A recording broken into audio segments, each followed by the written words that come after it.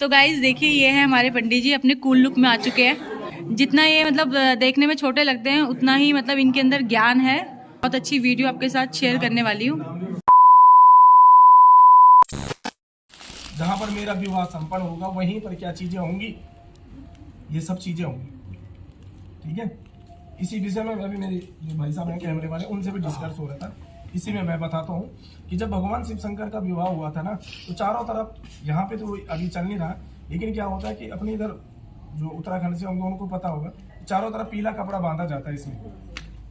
ठीक है, वो पीला कपड़े का संकेत है भगवान के गले में जो नाग है। ठीक है, ये जो मिट्टी की, अभी दीदी पूछ रहे थे कि मिट्टी की जो हांडियां हैं इनमें पानी क्यों भरा जाता है। जो गंगा जी थी ना भगवान शिव शंकर की जटा में, उस गंगा को यहाँ निर्वाहन कर दिया था चारों जगह। ये दिया जलाया जाता है, दिया किसके लिए? अग्नि ज्योत के लिए। हमारे इधर एक पीला कपड़ा बांधा जाता है, उसको बोलते हैं अपनी भाषा में चंदोया, वो चंद्रमा है। और यहाँ पे केले का पेड़ लगाया गया है, जो गले में नाग है, उसमें फल लगता है, वो जो सर्प का आगे का हिस्सा होता है। और ये मिट्टी का बनता है अपने इधर, उसको बागंबर छाल, क्योंकि मिट्टी का रंग और बाकी जो बाहर का हिस्सा होता है एक जैसे होते हैं, उसमें बैठाया जाता है दूल्हा और दुल्हन को। ये उसका मतलब है। और उसके बाहर से परिक्रमा कर दी जाती है, जिसके साक्षी स्वयं नारायण जी और भगवान शिव शंकर जी। इसी क्रम में क्या हुआ कि जो स्त्री है, जो विवाह के बंधन में बंधने जा रही है, उन्होंने कुछ बातें क्या है दूल्हे से बोली है, यानी कि नारायण से, लक्ष्मी जी ने बोला ठीक है विवाह तो हम करेंगे, लेकिन मेरी कुछ शर्तें हैं। उन शर्तों को मैं आपके सामने बोलना चाहती हूँ, है ना। अगर बोला आपको ये सब चीजें मंजूर हैं तो तभी मैं आपकी बाएं अंग में आने को तैयार हूँ, अन्यथा अभी भी कुछ नहीं बिगड़ा है। आपका और मेरा रास्ता अलग हो सकता है, अभी विवाह नहीं हुआ है ना संदीप जी। छोड़ा बोलते हैं छुई, है ना, शांति रखो, तब तुम बोल की नहीं निकर तब निकरी। तो ये सब चीजें ऐसे संदीप जी की कुछ वाक्य आपसे किसने, शालिनी जी ने, शिवानी ने पूछे, है ना। सोच समझ के जवाब देना, अभी भी कुछ नहीं बिगड़ा है ना। अगर मंजूर होगा तो हाँ बोलना, नहीं होगा तो हमें बता देना। पहला इन्होंने बोला कि धन धान्यम तो मिष्टानम व्यंजनादि यदि गृह मत दीनम तो कर्तव्य वधु राधा पते दे। बोला धन धान्यम से मिष्टानम, बोला आज के बाद आपके घर में जो धन धान्य होगा, है ना, यानी कि जिसको भंडार गृह बोलता है, जहाँ पे आपकी क्या है भंडार गृह, अब आज के युग में उसको बोलते हैं स्टोर रूम, लेकिन पहले बोलते थे उसे भंडार गृह। उस भंडार गृह का जो भी वहां पर होगा, आपका राशन होगा, पानी होगा, खाद्य इत्यादि जो भी सामग्री, सब जो भी चीजें होंगी आपके घर में, उनसे संबंधित जो भी चीजें हैं ना, उन चीजों में आपको मुझे पूर्ण अधिकार देना होगा। क्योंकि मैं भी अपना घर का परित्याग करके आज आपके घर में जाने को तैयार हूँ। इन सब चीजों का आपको भी कुछ परित्याग करना पड़ेगा। आज तक जो चीजें थी आपकी माता जी, बुआ जी, भाई दीदी जी, उनको अधिकार था, लेकिन एक अधिकार मुझे भी देना पड़ेगा इन सब चीजों में। किसमें? भंडार गृह में। तो ये पहला वाक्य आपसे किया है इन लोगों ने, है ना। और बोलिए कि बामागे तो बते बते, बोला अगर ये मंजूर है आपको ना, तभी मैं आपके बाएं अंग में आने को तैयार हूँ, है ना। तो अगर आपको ये सब मंजूर है, ये पहला वाक्य, तो आप हाँ बोलिए, आपको मंजूर है। दबाव च नहीं बोलना। आप लोगों को काम है, जब ये हाँ बोल दे तो आप लोगों ने कुछ नहीं करना है, तालियां बजानी है। हाँ तो बोले नहीं, अब खड़े नहीं क्या, तुम्हारी बात को कभी सुनी नहीं सकना उनकी, तुम चुप पहले तब तो सुन लिया, सही है ना। तो पहले हाँ, तो पहले वे मतलब हाँ बोली, है ना। दूसरी एक इन्होंने दूसरा जो वाक्य बोला है कि बोला हाँ, कुटुंबा पालयस्यामि तथा पंजु भाषणे यत लब्धा संतोषे बुरी कन्या तथा कुटुंबे पालयस्यामि। बोलो जो आपके कुटुंबी जन है, यानी कि पारिवारिक जन है ना, इन लोगों को तो आप पूर्ण अधिकार देंगी, माता जी को, माता पिताजी को। लेकिन मैं भी क्या है, आज के बाद अपने कुटुंबियों को, परिवार को छोड़ के किसी अनजान व्यक्ति के साथ जो है जीवन बिताने जा रही हूँ, है ना। तो इनके अधिकार के साथ साथ आपको मुझे भी बोला पूर्ण अधिकार देना है, मुझे भी एक दर्जा देना है ना। और मंजू भाषा नहीं माने बोतल है कि क्या है, मंजू भाषा नहीं माने हो कि खुश मिजाज, है ना, हंसी वाला मिजाज जो है, पारिवारिक जनों के भांति मेरे साथ भी। आपको कहीं ये ना लगेगी कोई बात मुझे बतानी है तो नहीं, ये तो कल ही आ रखी है, अभी तो मेरी शादी हुई है, ये सब नहीं, आज के बाद मतलब ये है कि कुटुंब भी, जैसे कुटुंब परिवार वाले हैं वैसे ही एक अधिकार आपको मुझे भी देना होगा, पूर्ण अधिकार बोलते हैं जिसे, है ना। तो ये अगर आपको मंजूर है तो हाँ बोलिए, इनकी तरफ हाँ बोलिए ना, मेरी तरफ इसलिए इन्होंने बोला है दबाव में नहीं बेटा कि पति भक्तारता कि पति भक्तारता नित्यम किरण्यामि तो आ जाए पति भक्ति रता नित्यम। पति भक्तारता में तब क्या होता है कि जो पिता का जो गिरह था ना, किरण्यामि तथा गिरह, किरण्यामि माना खेलना कूदना घूमना फिरना ये सब चीजें। बोला जो मैं अपने पिता के घर में थी ना तो मैंने ये सब चीजें की है। जब कभी मुझे बोला किसी चीज की तकलीफ होती थी ना तो मुझे हास्य व्यंग करने के लिए यानी खुश करने के लिए पिता क्या करता था, अपने कंधे में मुझे बिठा भी लेता था कि मेरी पुत्री क्या है, खुश रहे। क्योंकि ये सत्य वचन है कि एक पिता अपनी माँ और बाप के मरने पे शायद ना रो सके, कठोर हृदय बन सकता है, लेकिन पुत्री के कन्यादान में दुनिया का ऐसा कोई पिता नहीं जिसकी अश्रुधारा नहीं आई। ये सबसे बड़ा सत्य है। पहली बात, उसका माँ और बाप मर भी गया तो 1 मिनट के लिए अपने आप को संभाल लेगा, कोई बात नहीं है, अन्यों को मैंने देगा। लेकिन ये क्षण ऐसा होता है विदाई का कि दुनिया का कोई पिता ऐसे नहीं कि अपने आप के आंसुओं को रो पाए। ये पहला सत्य है। दूसरा सत्य, जब कन्या जब जवान होती है ना तो सबसे ज्यादा जो चिंता जो सताती है ना पिता को ही सताती है। इसीलिए ज्यादा अधिकांश ये देखा गया जो पुत्रियां होती है उनका लगाव पिता से होता है, पुत्रों का माताओं से होता है। ये सत्य है ना। तो जब कन्या जब जवान होती है तो माता से ज्यादा क्या है, पिता को चिंतित होते हैं कि मेरी लड़की के लिए कोई अच्छा मिले, कैसा मिले। ठीक है, तो यही चीजें बोली हैं कि आज तक गया है मैंने अपने पिता के घर में किरण्यामि तथा अपने बोला खेला है कूदा है घूमी हूँ फिरी हूँ। कई बार क्या है मुझे हास्य व्यंग, मेरा कोई टेंशन होती थी या मुझे कोई फिक्र होती थी, उन सब चीजों को क्या है प्रसन्न करने के लिए है क्या है मेरे पिता ने उन चीजों में मेरा साथ दिया है ना। लेकिन मैं आज क्या हूँ, पिता का जो है घर का परित्याग करने जा रहे हो, किसके लिए, सिर्फ आपके लिए बोला है ना। तो अगर आपको भी क्या करना है, उन परित्याग को जो पिता वाली जो भूमिका है ना उसमें मेरा साथ देना पड़ेगा, है ना। किरण्यामि तथा बने बोला जाता है आदमी को अगर क्या है कोई मानसिक टेंशन है ना तो बाहर घूमने से क्या है उन चीजों की टेंशन भी दूर होती है, कहाँ टहलने से, है ना, किसी शांत जगह में जाके। इन चीजों में भी मुझे अधिकार देना होगा। ये नहीं कि मुझे किसी चीज की बोला टेंशन है तो आप बोले अरे तू तो हमें भी टेंशन दे रही है भाई, ऐसा नहीं होना चाहिए, है ना। और ये जो जीवन है ना ये हर किसी को नहीं मिल पाता वैवाहिक जीवन। अगर वैवाहिक जीवन को कोई गुजारना चाहे तो ये सबसे अच्छा जीवन है।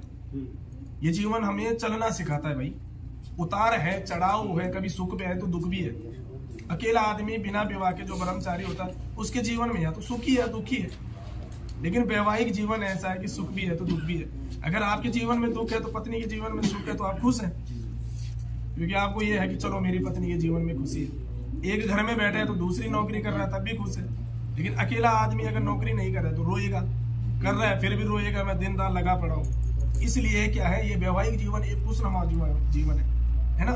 इन सब जो है किरण्यामि तथा बने बोला कभी ऐसा हो गया ऐसी विषम परिस्थिति में आपको मेरा साथ देना होगा, है ना, क्योंकि मैं अपने पिता का परित्याग सिर्फ और सिर्फ आपके लिए कर रही हूँ, उनका घर का परित्याग आपके लिए कर रही हूँ। तो अगर आपको ये मंजूर है तो हाँ कहिए, अन्यथा आप सोच विचार कर सकते हैं। इनकी तरफ बोलो, मैंने बोला समझ शक कर रहे हैं मेरे पे, झूठ बोल रहे हैं, है ना। तो ये भी हो गया सब, है ना। अच्छा कितनी चीजों में हाँ बोल दिया आपने, 3 हो गई ना। चौथी में क्या बोले हैं कि लालियामी सुन के साथ गंदनों निपुणा अकांचने भूषणे तुभ्यम सूर्य से पता है। लालियामी सुकिन से था, लालियामी बोलते हैं कि श्रृंगार के लिए। बोला आज से पहले क्या थी, मैं जब मैं शादी नहीं हुई थी तो उस समय क्या है कि किसी चीज की अगर मुझे जरूरत भी होती थी तो मैं उसको क्या कर लेती थी, अपने आप में क्या कर लेती थी, संभाल लेती थी। लेकिन विवाह के बाद बोला क्या होती है कि श्रृंगार ही क्या होता है, स्त्री की पहचान होती है। भाई क्या देखते हैं हम, यही तो देखते हैं कि विवाह हुआ है नहीं है, ज्यादा से ज्यादा क्या मांग देखेंगे। इन्होंने मांग करी और क्या है मंगलसूत्र पहना, यही तो पहचान है विवाह प्रभावित की। तो बोला आज के बाद मैं लक्ष्मी का स्वरूप यानी कि धर्म पत्नी बनने जा रही हूँ, तो श्रृंगार से संबंधित जो भी चीजें होती है ना पहले तक मैं खुद लेके आती थी, पर आज के बाद कभी ऐसी भी स्थिति बन सकती है कि बाजार से आपको भी खरीद के लानी पड़ी, है ना। हो सकता है कि मुझे किसी चीज़ की ज़रूरत है, मुझे चूड़ी चाहिए, बिंदी चाहिए, इन सब चीज़ों की ज़रूरत पड़े तो उन चीज़ों को भी क्या है, आप ये नहीं बोल सकते कल के दिन नहीं भाई तेरी चीज़ें तू लेके आ, क्योंकि स्थिति परिस्थिति बिगड़ सकती है। तो इन सब चीज़ों में मेरे जो श्रृंगार से संबंधित जो भी सामान है, इन चीज़ों की भी भरपाई आपको करनी है। ये भी ना बोले आपकी क्या है सब इन चीज़ों के लिए मेरे पास पैसे नहीं हैं या मैं नहीं करना चाहता, ये फालतू के खर्चे हैं।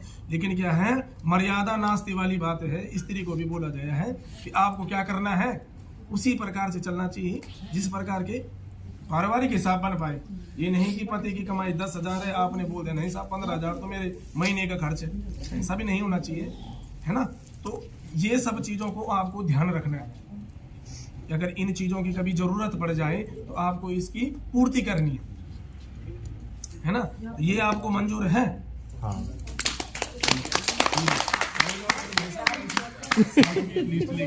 है ना। आरते आरते भविष्यामी सुख स्वगिरह है था मेरा, यानी कि पिता का घर। सुख देखिए भी भावनी बोला, जो मेरे पिताजी के घर में कभी सुख भी हो सकता है, दुख भी हो सकता है ना। कभी मेरे जो माई के पक्ष में है, मेरी चाची हैं, ताई हैं, उनके घर पे क्या है, सुख होगा, दुख होगा, तो मुझे वो देखना है। ये नहीं कि विवाह हो गए तो वहाँ से परित्याग हो गए, नहीं। वही उनके घर पे कोई कार्य हो गया, ये कुछ फंक्शन हो गया, तो उसमें भी बोला आपको मेरा साथ देना पड़ेगा। मैं वहाँ पे जाना चाहती हूँ, तो हो सके तो आपको भी चलना है ना। उन चीज़ों को आप नकारेंगे नहीं कि नहीं अब तेरी शादी होगी छोड़ उनको। सुख दुख भी लगता है, इसीलिए तो बोला था स्त्री के 2 घर होते हैं। तभी तो स्त्री को अपवित्र नहीं माना गया भाई, स्त्री को इसीलिए अपवित्र नहीं माना क्योंकि उसने क्या है, 2 वंशों का उद्धार करना है, पिता के और पति के, है ना। तो बोला कि मायके में कभी ऐसी चीजें हो गई, कोई कार्य हो गया या कोई स्थिति परिस्थिति में आपको क्या है, मेरा साथ देना पड़ेगा, है ना। गिरह कितने होते हैं? 9 गिरह होते हैं, लेकिन जवाई को ना 10वां गिरह माना जाता है। पता है क्यों? वो बैठ गया ससुर की कुंडली में तो बस जीवन भर घुमाता रहता है। 10वां गिरह माना जाता है जवाई को। क्यों? जिस प्रकार से 9 गिरह की बातों को नहीं टाला जाता ना, कोई ससुर होगा वो बात लगे, लेकिन फिर भी वो अपनी जवाई की बातों को कम टालता है। सास और ससुर ये ज्यादा देखा गया है, शास्त्रों ने इसका परिमाण भी दिया है। तो उसी प्रकार से बोलनी है कि मेरे जो मायके की पक्ष में सुख भी होंगे, दुख भी होंगे, रिश्तेदारी है, कई चीजें है ना, इन सब में भी तुम्हें मेरा साथ देना पड़ेगा, है ना। कभी ये होता है कि भगवान ना करे कभी रात को ही जो है भागना पड़े, तो आप ये नहीं बोल सकते नहीं साहब मैं नहीं आ रहा। ऐसी स्थिति में आपको मेरा कंधा से कंधा मिलाकर साथ देना होगा, है ना।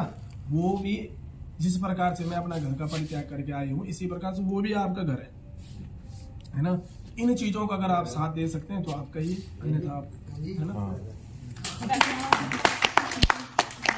फिर आगे बोला है कि यज्ञ होमेत दानो दो भवेते वामता यत्र तम तष्टामी वधु तष्टे वदे बदल। यज्ञ होमेत दानादो बोला जाता है कि यज्ञ हो, होम हो, दान हो, यात्रा हो, इन सब चीजों में क्या है, धर्मपत्नी बाईं तरफ बैठती है। यज्ञ होम हवन वगैरह हो रहा है, दान हो गया, कहीं यात्रा करनी है, संकल्प करना है, इसमें बाईं तरफ बिठाया जाता है किसको, धर्मपत्नी को। और पूजा में बाईं तरफ बिठाया जाता है, पूजा में दाएं तरफ बिठाया जाता है, और इन सब में बाईं तरफ बिठाया जाता है, क्योंकि तभी फल मिलता है। बामांग है ना वो, बामांग मतलब मेरा बायां अंग, बायां अंग यानी मेरा हृदय, बायां अंग हृदय ही तो है हमारा, कि मेरा हृदय है। तो बोला यज्ञ, आज के बाद कभी भी आप कोई यज्ञ करो, अपने घर में कोई अनुष्ठान करो, पूजा पाठ, या कहीं पर आपको कोई ट्रस्टी में या कहीं अनाथों को कहीं भी आप दान इत्यादि देते हैं, इन सब चीज में आपको मुझे सम्मिलित करना होगा। कहीं आप मंदिर वगैरह यात्रा करने जाते हैं तो वहां पे मुझे भी साथ में लेके जाना पड़ेगा, है ना। क्योंकि बोला जाता है कि जब संकल्प करना है तो धर्मपत्नी के साथ किया वही संकल्प ही फलदायी होता है विवाह के बाद, है ना। आपके घर में कोई पूजा हो रही तो ये नहीं कि जब पंडित जी ने तैयारी कर दी मुझे तभी पता लग रहा है कि आज हमारे घर में पूजा, नहीं, उनके साथ भी सलाह करनी है कि बोला आज इस चीज की पूजा रखी गई है, इस चीज का यज्ञ हमारे घर में ये सब हो रही है। इन सब चीज में यज्ञ, होम, दान इत्यादि जो भी चीजें हैं, इन सब में आपको मुझे सम्मिलित करना होगा और बाईं तरह मुझे उसका दर्जा देना होगा, है ना। तो अगर ये भी आपको मंजूर है तो आप कहिए, अन्यथा और अब जो तालियां तो तेज बजा लो। है ये सर्वेचे साधने बजाते ही नहीं हो तुम, इतनी कम ताली बजाते हो। कंजूसी कर रहे हो ताली बजाने में। बोला कि ये जो सर्व संसार है ना, ये सारा संसार, मैं बोला आज के बाद, आज ये अभी 25 तारीख ही चल रही है, 26 समझ लो इंग्लिश टाइम, इससे पहले का जो समय था उस अतीत को मैं जानना नहीं चाहती। आपके साथ क्या था, कैसे था, अतीत में जानना नहीं चाहती, पिछला क्या था। लेकिन आज के बाद मैं आपकी धर्मपत्नी हूँ, जो एक ही होती है संसार में, एक पुरुष की एक ही धर्मपत्नी होती है। आज के बाद उस धर्मपत्नी का दर्जा सिर्फ और सिर्फ मैं ही लेना चाहूंगा, है ना। आज के बाद आपके लिए अविवाहित जो भी कन्याएं होंगी वो बहन के समान, और विवाहित कन्याएं आपके लिए माँ के समान होंगी। सिर्फ और सिर्फ धर्मपत्नी में ही आपके लिए रहूंगी, है ना। ये सब चीजें ये आपसे बोली है ना, क्योंकि जो धर्मपत्नी होती है ना, धर्म माने होता है अच्छा, पत्नी माने होती है जिसके साथ विवाह होती है, धर्म के कार्य को चलाने में धर्मपत्नी। और धर्मपत्नी 10 नहीं हो सकती, ये 2 नहीं 3 नहीं हो सकती, है ना। वो धर्मपत्नी बोला एक ही हो सकती है, और उसका दर्जा आप मुझे देंगे।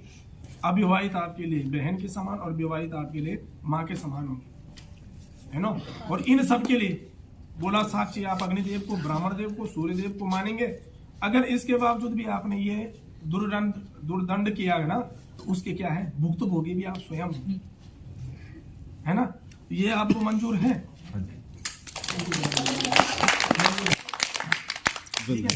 ताली बजाओ, ताली बजाओ। इनके क्या थे विचार थे, इन्होंने 7 वचन बोले। फिर शास्त्रों ने बोला कि बोला ऐसा नहीं है भाई, पुरुष भी पूर्ण योगी है, उसको भी अधिकार बनता है ना। बोला अधिकार बनता है, ठीक है, वो सब मैंने करना है। लेकिन पुरुष ने बोला कि मैं 7 तो नहीं बोलना चाहता ना, लेकिन मेरी भी एक शर्त है।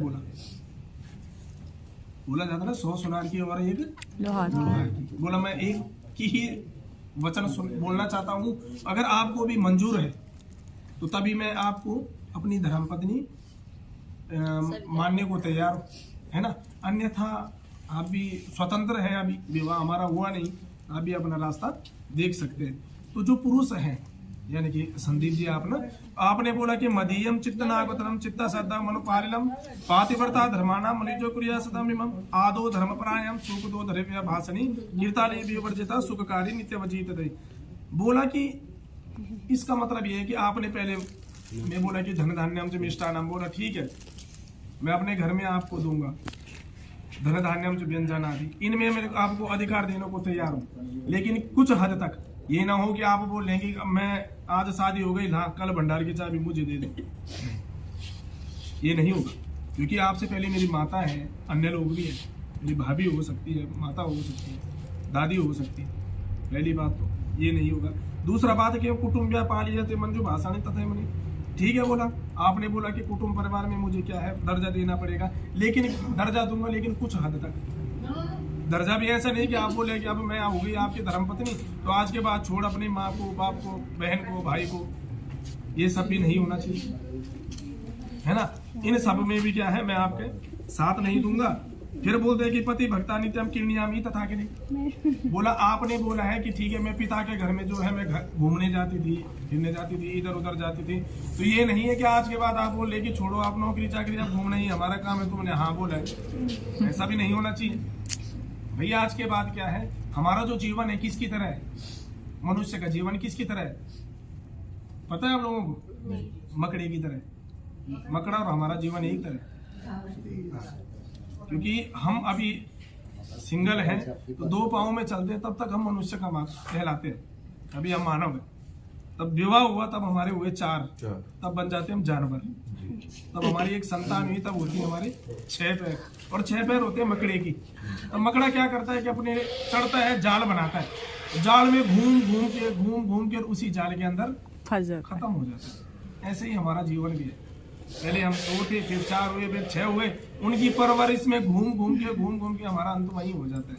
तो मकड़ा नहीं बनना है, इंसान ही रहना है अच्छे से, है ना। तो वही बोला है कि क्या है,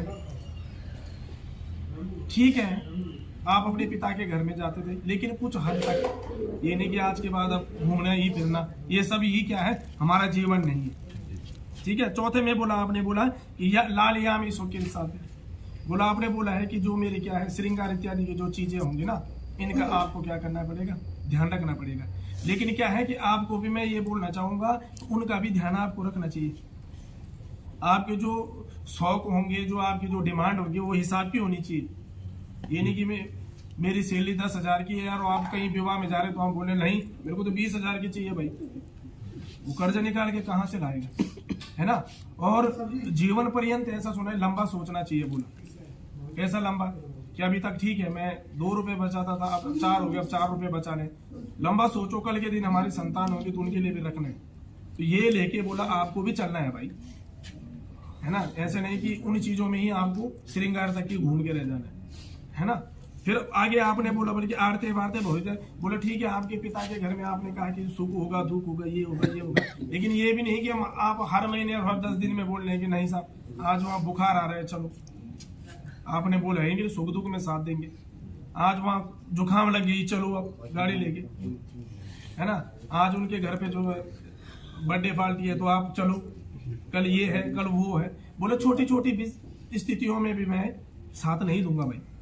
जिन चीजों का हल निकाल सकते हैं वो, उन चीजों में साथ नहीं दूंगा। मायके में जाएंगे तो होता ही है, 1000 खर्चे होंगे, 1000 चीजें होती है।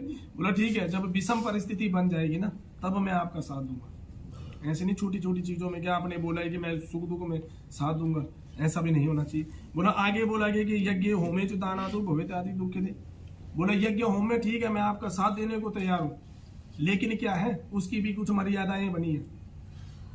मर्यादाएं ऐसे बनी है कि सपोज मेरे घर पे कोई पूजन है तो आप बोले कि मुझे तो मायके जाना है, तो आप बोले नहीं पूजा ही कैंसिल कर दो, नहीं, क्योंकि पहले मेरे लिए क्या है, यज्ञ होम भी मेरे लिए जरूरी है भाई, पूजा मेरे लिए जरूरी है। तो बोला इन सब चीजों में भी क्या है, आपको भी क्या है कहीं ना कहीं कॉम्प्रोमाइज करना पड़ेगा मेरे साथ। और आगे आपने जो अंतिम में जो स्त्री ने आपको बोला था कि सर्वे चौधारी अत्यामी पति देते ने तथा मुनिम, बोला आपने बोला था कि संसार में जो भी अतीत था वो मैं जानना नहीं चाहते, लेकिन क्या है जो अविवाहित कन्याएं आपके लिए क्या थी, बहन के समान, विवाहित क्या है माँ के समान। लेकिन यही चीजें बोला आपके लिए भी क्या है, मैं बोलना चाहूंगा कि आज के बाद आपके जीवन में पहले क्या था, कैसा है, उससे मुझे मतलब नहीं है, लेकिन आज के बाद आपके जीवन में भी ये चीजें होनी चाहिए कि आज के बाद आपके लिए जो कुछ हूँ मैं हूँ। अगर मेरी बुराइयां हैं तो उनका आपको प्रचार प्रसार नहीं करना है, बल्कि मुझे घर में बोल के सुधारनी है हम दोनों ने, है ना, और कंधा से कंधा मिलाकर चलना है। कलयुगे संगे शक्ति बोला गया, शास्त्र साफ प्रमाण देता है कि कलयुगे संगे शक्ति। बोला कलयुग में एक अकेले आदमी को कोई भी तोड़ सकता है, लेकिन संग में चलेंगे ना, एक लकड़ी को आप तोड़ सकते हैं, लेकिन 10 इकट्ठा हो गई तो वो नहीं टूटेंगी, कि कलयुग में संग में ही शक्ति है। जिनका कलयुग में बोला संग है ना, वो आगे बढ़ेंगे। अकेले आदमी को कोई भी मोड़ के फेंक सकता है, और अगर दल चल रहा है उसको बढ़ावा दे रहा है। बोला हमें क्या करना है, संग में चलना है ना, और मेरी बुराइयों को आपको अच्छाइयों में परिवर्तित करना है, और आपकी बुराइयों को मुझे अच्छे में परिवर्तित करना है। तभी हमारा गृहस्थ जीवन क्या होगा, सुखमय होगा, है ना। माता पिता बोलो, माता पिता के जो है गुण, इसीलिए तो माता पिता को संतान के लिए भी पहले क्या है, पाठशाला माना गया। बोला हमारे ही गुण तब संतान पे आएंगे, है ना। ये इन चीजों का प्रत्यक्ष प्रमाण है, हम नहीं बोल रहे। पहले की माताएं गर्भवती हुआ करती थी तो क्या होता था, बोला था आप महाभारत नहीं देखेंगे, क्यों, क्योंकि 5.25 महीने के बाद गर्भ में बैठा हुआ जो बच्चा होता है उसकी सुनने की और समझने की शक्ति क्या है, जागृत हो जाती है भाई, है ना। तो बोला महाभारत आपको नहीं देखना है, क्यों, उसमें युद्ध चलता रहता है। ऐसे हमारी संतान पे क्या हो, असर ना पड़े, इसलिए उन्हें अच्छी अच्छी चीजों का श्रवण करवाया जाता था, अच्छी अच्छी चीजें दिखाया जाता था कि उस गर्भ वाले बच्चे पे भी अच्छे गुण पड़े। अभिमन्यु ने वहीं पे चक्रव्यूह की जो दीक्षा थी वहीं पे ग्रहण कर दी माँ के गर्भ में, है ना। और आज के युग में आपने देखा होगा कि माता ही जब फोन छेड़ती है तो होते ही बच्चा फोन पे ही लगा पड़ा है, सत्य वचन है ना। पहले की माताएं गर्भवती होती थी तो उनको बोला जाता था कि आप गर्भवती हैं, दुनिया भर का काम करो आप, जब आप काम करेंगे तो आपका बच्चा हिष्ट पुष्ट होगा। आपके डॉक्टर बोलते हैं कि आप आराम करो, बेड रेस्ट करो, जबकि साइंस भी यही बोलता है, शास्त्र भी बोलता है कि आप गर्भवती होके अगर आप आराम करेंगे तो आपकी जो बदन है वो जकड़ जाएगा और बच्चे पे असर पड़ेगा। अगर माताओं ने जब 2-2, 3-3 महीने तक अगर आराम किया है तो उनके होने वाले बच्चे को वेंटिलेटर में क्यों डाला भाई? वो तो स्वस्थ होना चाहिए था, पीलिया क्यों बोला उसे? क्योंकि माताओं का जो बदन है ना वो जकड़ गया। इसीलिए क्या है, इन चीजों का बोला गया है। तो हमें ऐसा विचार अपने जीवन में लाने हैं कि हमारे जितना ये मतलब देखने में छोटे लगते हैं उतना ही मतलब इनके अंदर ज्ञान है। और मैं आपको इनकी जल्दी एक बहुत अच्छी वीडियो आपके साथ शेयर करने वाली हूँ। अरे अपना परिचय आप खुद दीजिए। मेरा नाम आचार्य मनदीप मंगाई है और मैं उत्तराखंड से ही और मेरी जो स्टडी चली है वो ऋषिकेश से चली है और मेरा डबल आचार्य बीएड है। बीएड मेरा गुरुकुल कांगड़ी यूनिवर्सिटी हरिद्वार से है 2015 का। और आचार्य मेरा एक शुक्ल यजुर्वेद से और एक मेरा एस्ट्रोलॉजी ज्योतिष से मेरा आचार्य हूँ। अभी मैं पेशे से पंडिताई करता हूँ, संगीत से भी मैं रुचि रखता हूँ। आगे मैं जेसीओ की तैयारी कर रहा हूँ जो आर्मी में धर्मगुरु होते हैं। आगे आप लोगों का साथ चाहिए, धन्यवाद। तो गाइस प्लीज मतलब बताना मुझे कमेंट करके कि आपको हमारे पंडित जी कैसे लगे। रियल में ये बहुत ज्यादा कूल है। कूल कहने का मतलब वो वाला कूल नहीं, यो वाला कूल, लेकिन इनके जो विचार है वो बहुत ही अच्छे और अच्छे विचार हैं। और सबको ना ये चीजें फॉलो करनी चाहिए जो इन्होंने आज बताई है। और मतलब शादी को जो इन्होंने बहुत मतलब बारीकी से एक एक जो पॉइंट्स इन्होंने बताए ना उस पर आप सबको विचार करना चाहिए। थैंक यू पंडित जी, हम सबको ज्ञान देने के लिए। इधर देखिए, हम सबको बहुत अच्छा ज्ञान देने के लिए थैंक यू। आप प्रेम बना रहे हैं। हाँ।